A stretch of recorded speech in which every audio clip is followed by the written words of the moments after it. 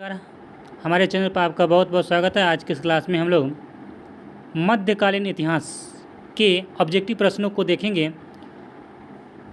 तो चलिए मैं शुरू करता हूं आज का प्रश्न। यह प्रश्न आपके सामने कंप्यूटर स्क्रीन पर, ध्यान से देखिएगा। दिल्ली के किस सुल्तान को लाख बख्श कहा जाता था? बहुत अच्छा प्रश्न है।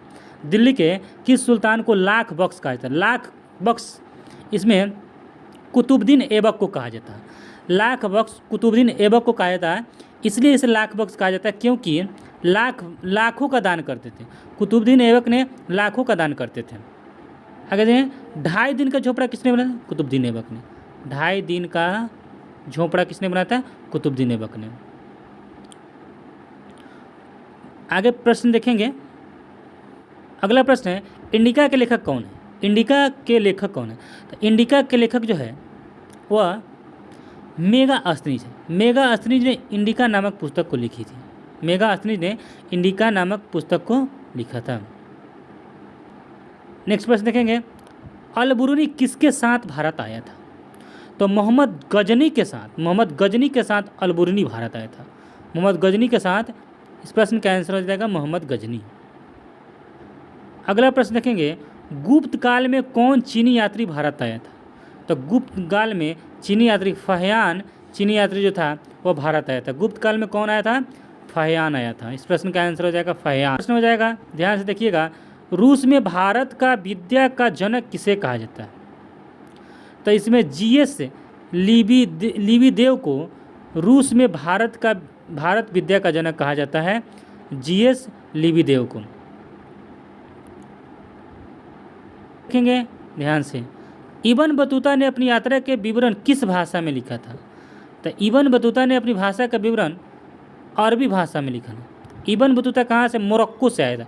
इब्न बतूता जो था ना वह मोरक्को से आया था। मोरक्को से आया था। 1336 ईस्वी में आया था। कब आया था? 1336 ईस्वी में इब्न बतूता भारत आया। तो इस प्रश्न का आंसर हो जाएगा, क्या हो जाएगा इस प्रश्न का? यात्रा का जो विवरण लिखा था ना, किस भाषा में लिखा था? अरबी भाषा में लिखा था। अरबी भाषा में इब्न बतूता ने अपनी यात्रा का विवरण लिखा था। जिसे अगला प्रश्न हो जाएगा, अल-बुरूनी किस भाषा का जानकार नहीं था? तो यूनानी भाषा का जानकार अल-बुरूनी नहीं था। अल-बुरूनी जो था यूनानी भाषा का जानकार नहीं था। नेक्स्ट प्रश्न देखेंगे, अल-बुरूनी भारत किस शताब्दी में आया था? तो अल-बुरूनी जो भारत आया था वो आया था 11वीं शताब्दी में। 11वीं शताब्दी में भारत आया था। अगला प्रश्न है, इब्न बतूता किस देश का निवासी था? तो मोरक्को का। इब्न बतूता जो था मोरक्को का निवासी था। कहाँ का था? मोरक्को का। अगला प्रश्न देखेंगे, किस विदेशी यात्री ने पुराणों का अध्ययन किया था? किस विदेशी यात्री ने पुराणों का अध्ययन किया था? तो इस प्रश्न का आंसर हो जाएगा अल-बुरूनी ने पुराणों का अध्ययन किया था। अल-बुरूनी। इस प्रश्न का आंसर हो जाएगा अल-बुरूनी। देखिएगा, भारत में सती प्रथा के आंखों देखा हाल किसने प्रस्तुत किया था? तो सती प्रथा का आंखों देखा हाल इब्न बतूता ने प्रस्तुत किया था। यह वीडियो जो है, अगर आप कोई भी कंपटीशन का एग्ज़ाम देने के लिए तैयार है, यह सबसे ज़्यादा आप बीपीएससी की तैयारी अगर कर रहे हैं तो यह वीडियो आपके लिए बहुत महत्वपूर्ण है। इस सीरीज को आप लोग देखिए। मैं इसका एक प्लेलिस्ट बनाया हुआ हूँ जिसमें प्राचीन इतिहास से लेकर आधुनिक इतिहास तक की मैं चर्चा कर रहा हूँ। ऑब्जेक्टिव प्रश्नों को मैं मतलब रिवीजन करा रहा हूं। तो मेरे इस वीडियो के डिस्क्रिप्शन बॉक्स में जाइए और वहां पे चेक कीजिए कि जो प्लेलिस्ट बना हुआ उस प्लेलिस्ट को सारे प्रश्नों को आप एक बार देख जाइए। आपका इतिहास का प्रश्न, एक भी इतिहास का प्रश्न आपका नहीं छूटेगा। तो आइए, भारत में सती प्रथा का जो आंखों देखा हाल किसने प्रस्तुत किया था? Ibn Battuta. इस प्रश्न का आंसर हो जाएगा। अगला प्रश्न क्या है, इब्न बतूता किस सुल्तान के शासक में भारत आया था? इब्न बतूता किस सुल्तान के शासक में भारत आया था? तो इस प्रश्न हो जाएगा, इस प्रश्न का आंसर मोहम्मद बिन तुगलक। मोहम्मद बिन तुगलक के शासनकाल में इब्न बतूता भारत आया था। इब्न बतूता ने भारत की यात्रा किस शताब्दी में की थी? इब्न बतूता ने भारत की यात्रा किस शताब्दी में किया था? तो इस प्रश्न का आंसर हो जाएगा 14वीं शताब्दी में इब्न बतूता ने भारत की यात्रा किया था। यानी 1336 ईस्वी में भारत आया था। इसलिए इस शताब्दी को 14वीं शताब्दी कह सकते हैं। कौन शताब्दी कह सकते हैं? 14वीं शताब्दी इसे कह सकते हैं। हो जाएगा, ध्यान से देखिएगा, किताब उर रेहला में किसका यात्रा वृत्तांत मिलता है? किताब उर रेहला में किसका यात्रा वृत्तांत मिलता है? तो इस प्रश्न का आंसर हो जाएगा ऑप्शन सी हो जाएगा, इब्न बतूता का। किताब उर रेहला में इब्न बतूता का यात्रा वृत्तांत मिलता है। इस प्रश्न का आंसर हो जाएगा इब्न बतूता। क्या हो जाएगा? Ibn Battuta. अगला प्रश्न ध्यान से देखिएगा, रेहला नामक पुस्तक किसने लिखा था? तो इब्न बतूता ने रेहला नामक पुस्तक लिखा था, और इसी में रेहला नामक पुस्तक में ही इब्न बतूता की यात्रा वृत्तांत लिखा हुआ है। इब्न बतूता रेहला नामक पुस्तक किसने लिखा? इब्न बतूता ने। इस प्रश्न का आंसर हो जाएगा इब्न बतूता। देखिएगा, किस खिलजी वंश का संस्थापक था? खिलजी वंश का संस्थापक कौन था? खिलजी वंश। तो गुलाब खिले तो सूंघ ले।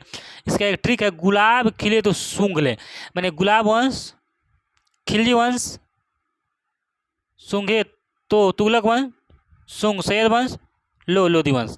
गुलाब खिले तो सूंघ ले, तो खिलजी वंश का संस्थापक अलाउद्दीन खिलजी। कौन था? फिरोज खिलजी। कौन था? खिलजी वंश का संस्थापक फिरोज खिलजी था। कौन था? फिरोज खिलजी। इस प्रश्न का आंसर। अगला प्रश्न के ध्यान से देखिएगा, सुल्तानों में घोड़ों को दागने की प्रथा की शुरुआत किसने किया था? घोड़ा दागने की प्रथा की शुरुआत अलाउद्दीन खिलजी ने किया था। सुल्तानों में घोड़ों को दागने की प्रथा की शुरुआत किया था अलाउद्दीन खिलजी ने। घोड़ों को दागने की शुरुआत किया था अलाउद्दीन खिलजी ने। इस प्रश्न का आंसर हो जाएगा अलाउद्दीन खिलजी। अगला प्रश्न हो जाएगा, दिल्ली सल्तनत का अंतिम सुल्तान कौन था? दिल्ली सल्तनत का अंतिम सुल्तान कौन था? इब्राहिम लोदी था। इब्राहिम लोदी अंतिम तुगलक वंश का अंतिम सुल्तान। दिल्ली सल्तनत में गुलाब खिले तो सूंघ ले, गुलाब वंश, खिलजी वंश, तुगलक वंश, लोधी वंश, सैयद वंश, लोधी वंश। तो लोधी वंश के अंतिम संस्थापक जो थे वह इब्राहिम लोदी थे, और लोधी वंश के जो संस्थापक थे, वास्तविक अंतिम शासक इब्राहिम लोदी थे, और तुगलक वंश के संस्थापक जो थे वह बहलोल लोदी थे, और अंतिम शासक इब्राहिम लोदी, जिसको बाबर ने पानीपत के युद्ध में 1526 में हराकर मुगल वंश की स्थापना कर दिया था। ठीक है, तो दिल्ली सल्तनत का अंतिम सुल्तान कौन था? इब्राहिम लोदी था। ध्यान से देखिएगा, प्रश्न क्या है, दिल्ली सल्तनत की पहली बार अंतिम महिला शासक कौन थी? पहली अंतिम महिला शासक कौन थी? तो रजिया सुल्तान थी। दिल्ली सल्तनत की पहली महिला शासक कौन थी? रजिया सुल्तान। अगर पूछेगा प्रथम महिला मुख्यमंत्री कौन था? तो सुचेता कृपलानी, जिसका आज जन्म 25 जून को आज उनका जन्म दिवस है। अगला प्रश्न देखेंगे, हुमायूं के दरबार में कौन अफ्रीकी यात्री भारत आया था? तो हुमायूं के दरबार में कौन अफ्रीकी यात्री भारत आया था? तो इस प्रश्न का आंसर हो जाएगा इसमें से कोई नहीं, अब्दुल रजाक अलबरूनी बनिया, इसमें से कोई नहीं। इस प्रश्न का आंसर हो जाएगा ऑप्शन डी। अगला प्रश्न है, पृथ्वीराज रासो के लेखक कौन है? तो इसका आंसर हो जाएगा चंदवर दाई। पृथ्वीराज रासो के लेखक कौन है? चंदवर दाई। इस प्रश्न का आंसर हो जाएगा चंदवर दाई। अगला प्रश्न है, फ्रांसवा बर्नियर किस देश से भारत आया था? फ्रांसवा बर्नियर किस देश से भारत आया था? तो इस प्रश्न का आंसर हो जाएगा फ्रांस। फ्रांसवा बर्नियर किस देश से भारत आया था? फ्रांस से। फ्रांसवा बर्नियर किस देश से भारत आया था? फ्रांस से। इस प्रश्न का आंसर हो जाएगा फ्रांस। आपके कंप्यूटर स्क्रीन पे है, फ्रांसवा बर्नियर था। फ्रांसवा बर्नियर क्या था? एक चिकित्सक था, राजनीतिक दर्शनशास्त्री था, इतिहासकार था, इसमें सभी, यानी फ्रांसवा बर्नियर इसमें सभी था। चिकित्सक भी था, राजनीतिक दार्शनिक भी था, और इतिहासकार भी था। इस प्रश्न का आंसर हो जाएगा। को ध्यान से देखिएगा, वर्नियर किसके काल में भारत आया था? वर्नियर किसके काल में भारत आया था? तो शाहजहां के काल में वर्नियर भारत है। शाहजहां के काल में वर्नियर भारत आया था। प्रश्न को ध्यान से देखिएगा, प्रश्न क्या है, travellers in the Mughal empire किसका यात्रा वृत्तांत है? Travellers in the Mughal empire किसका यात्रा वृत्तांत है? तो इस प्रश्न का आंसर हो जाएगा ऑप्शन सी, फ्रांसवा बर्नियर का। फ्रांसवा बर्नियर का। प्रश्न क्या है, जीन बेप्टिस्ट ट्रेनियर किस देश से भारत आया था? ट्रेनियर कहाँ से आया था? तो यह आया था फ्रांस से। ट्रेनियर कहाँ से आया था? फ्रांस से। इस प्रश्न का आंसर हो जाएगा। नेक्स्ट प्रश्न है, फ्रांसवा बर्नियर किस शासक के शासनकाल में भारत आया था? तो ये जाएगा औरंगजेब के शासनकाल में फ्रांसवा बर्नियर भारत आया था। औरंगजेब के शासन। मोरक्को ने 13वीं शताब्दी में किस स्थान से चलकर चीनी और भारत की यात्रा की थी? तो इस प्रश्न का है बेनिस।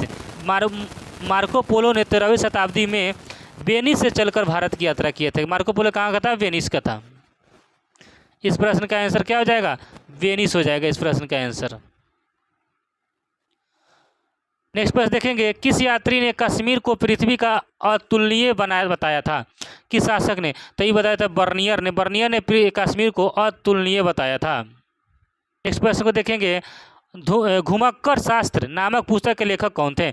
घुमक्कर शास्त्र नामक पुस्तक के लेखक कौन थे? तो इस प्रश्न का आंसर रहेगा राहुल संकृत्यान। राहुल संकृत्यान जो थे घुमक्कर नामक पुस्तक के लेखक थे, राहुल संकृत्यान।